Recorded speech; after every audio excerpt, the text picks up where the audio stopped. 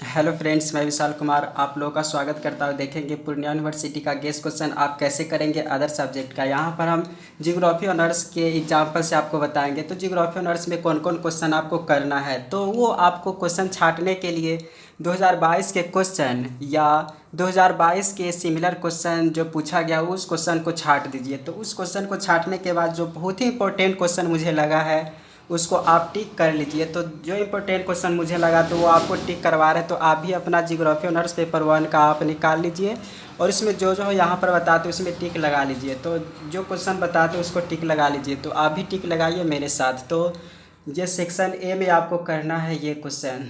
तो question number 2 में टिक लगा दीजिए। फिर उसके बाद क्वेश्चन 5 में टिक लगाइए। 2 के बाद 5 को टिक कीजिए।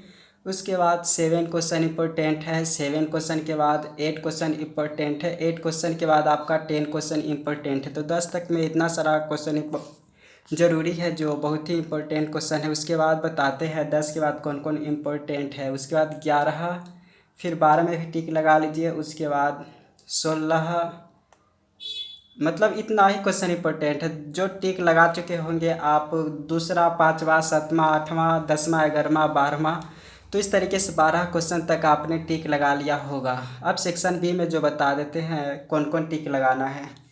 तो सेक्शन बी में से आपको टिक लगाना है वह है 16 क्वेश्चन, फिर 17, 18, 19, 20, 21। तो सेक्शन बी में तो आपको पूरा क्वेश्चन यहाँ पर करके जाना है। तो बस इतना ही क्वेश्चन करके जाना है और ज़्यादा नहीं, 21 तक ही कीजिए। तो इस तरीके से हो गया। पेपर 1 का तो बता दें, उसके बाद यहाँ पर हम बताएंगे पेपर 2।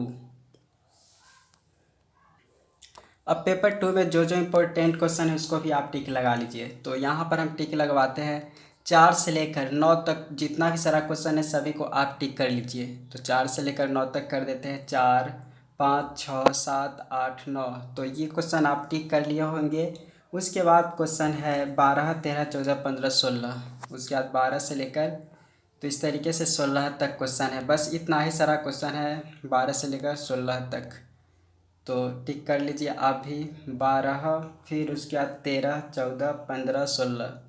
तो इस तरीके से इतना क्वेश्चन आपके लिए इम्पोर्टेंट क्वेश्चन है। तो ज़्यादा नहीं है, टिक कर ही लिए। 12, 13, 14, 15, 16।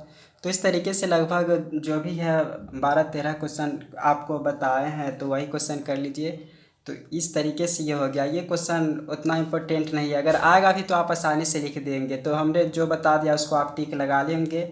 एक बार फिर से और बता देते पेपर 2 में कौन कौन टिक लगाया है आप। तो 4, 5, 6, 7, 8, 9, फिर 12, 13, 14, 15, 16। तो इतना क्वेश्चन को टिक लगा लिए। तो अब इसी तरीक़ा से आप ये क्वेश्चन कर लीजिए अदर सब्जेक्ट का। थैंक्स।